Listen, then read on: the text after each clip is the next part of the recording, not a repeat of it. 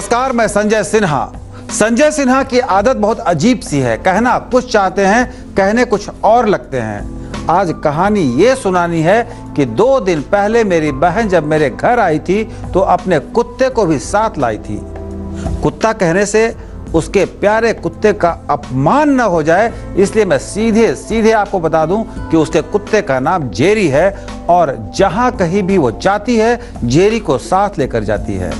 वैसे मुझे जेरी से रत्ती भर नफरत नहीं, लेकिन पता नहीं क्यों मुझे लगता है कि कहीं गलती से भी उसने मुझे काट लिया तो कहीं 14 इंजेक्शन न लेने पड़ जाएं। हालांकि मेरा डर निराधार है।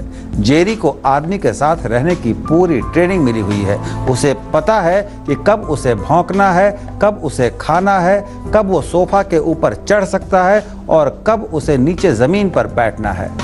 मैं जब भी जेरी से मिलता हूँ मेरी बहन उससे कहती है कि देखो मामा आया है। क्या करूँ, मेरी बहन का जेरी से प्यार देखकर मुझे भी ये सब सहना पड़ता है। मेरी बहन की ट्रेनिंग अगर फलीभूत हुई तो कभी न कभी मुझसे मिलकर मेरे पैरों को छूकर जेरी मुझे प्रणाम कहेगा और कहेगा प्रणाम मामा। मेरे कहने का आशय इतना ही है कि वो एक ट्रेंड कुत्ता है। सुसु पोटी चाहे पेट में वो घंटों दबाए रखे, जब तक उसे घर के बाहर नहीं ले जाया जाता वो गंदगी नहीं फैलाता। अब आप ये मत सोचने लगिए कि संजय सिन्हा जेरी की कहानी लेकर क्यों बैठ गए हैं। दरअसल आज मैं जेरी की कहानी आपको इसलिए सुनाने आया हूँ क्योंकि उस दिन सुबह मैं टहलने निकला तो बहन ने कहा कि भैया जेरी को भी साथ ले जाओ, ये थोड़ा फ्रेश हो जाएगा। मैंने कहा तुम भी साथ चलो। बहुत बचपन में हम भाई बहन साथ घूमने जाते थे। शादी के बाद तो इस तरह साथ गप करते हुए टहलने का कभी मौका नहीं मिला। जब उसकी शादी नहीं हुई थी तब हम दोनों एक ही घर पर रहते थे। खेलते हुए दौड़ते हुए हम घर की ओर जब भागते तो दोनों यही कहते कि हम अपने घर जा रहे हैं और दोनों एक ही घर में दौड़कर पहुंच जाते। फिर उसकी शादी हो गई।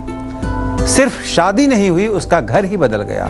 कभी न कभी भाई बहन के प्यार की कहानी मैं आपको जरूर सुनाऊंगा, पर आज तो आपको जेरी की कहानी सुनानी है।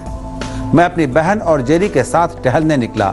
जेरी जंजीर में बंधा था और जगह जगह कुछ को सूंघता हुआ खुश होकर चला जा रहा था। पता नहीं क्या सूंघकर वो कहीं रुकता और सूसू करता। मैंने अपनी बहन से पूछा कि तुम जेरी को अगर जंजीर में न बांधो तो क्या होगा। बहन ने कहा वो इधर उधर भागेगा, उसे संभालना मुश्किल हो जाएगा।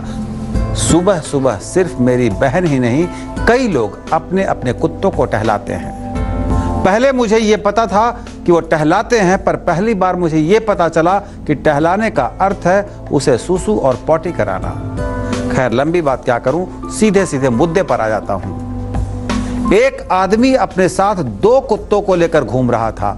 एक कुत्ता जंजीर में बंधा था, दूसरा खुला था। दोनों दिखने में एक जैसे थे। मैं बहुत हैरान था कि मालिक ने एक कुत्ते को जंजीर में बांध रखा था, दूसरे को आजाद छोड़ा था। क्यों? संजय सिन्हा इतना देखकर भी सवाल ना पूछें, ऐसा भला कैसे हो सकता था। मैंने अपनी बहन से पूछा कि तुम तो कह रही थी कि खुला कुत्ता तंग करता है, ये तो खुला हुआ है, बिल्कुल तंग नहीं कर रहा, बल्कि जो जंजीर से बंधा है वही थोड़ा इधर उधर कर रहा है। मेरी बहन मुस्कुराने लगी, कहने लगी भैया बिल्कुल सही कह रहे हो। जो स्व अनुशासन की डोर में बंधना सीख लेता है वो आजाद हो जाता है, वो तंग नहीं करता। तंग वही करता है जो अनुशासन की डोर में खुद को नहीं बांधता। जो अनुशासन की डोर में नहीं बंधता उसे जंजीर से बांधना पड़ता है। खुला वही है जो आजादी का अर्थ समझता है। मालिक ने दूसरे कुत्ते को भी जंजीर से आजाद करने की कोशिश की होगी, पर उसने अपनी हरकतों से खुद को फिर जंजीरों में जकड़ लेने के लिए मजबूर किया होगा। हम गुलाम तब हो जाते हैं जब अपनी आज़ादी का दुरुपयोग करने लगते हैं। मैं समझ गया था, आदमी हो या कुत्ता, अगर वो अनुशासन के बंधन को समझता है तो उसे जंजीरों में कोई नहीं जकड़ता। मुझे पूरी उम्मीद है कि आप मेरी कहानी के मर्म को समझ गए होंगे। आज के लिए अपने दोस्त संजय सिन्हा को दे इजाजत। कल फिर आऊंगा नई कहानी के साथ। এই চ্যানেলটির প্রতি আপনার আগ্রহ আমাকে আরও উৎসাহিত করবে। ধন্যবাদ।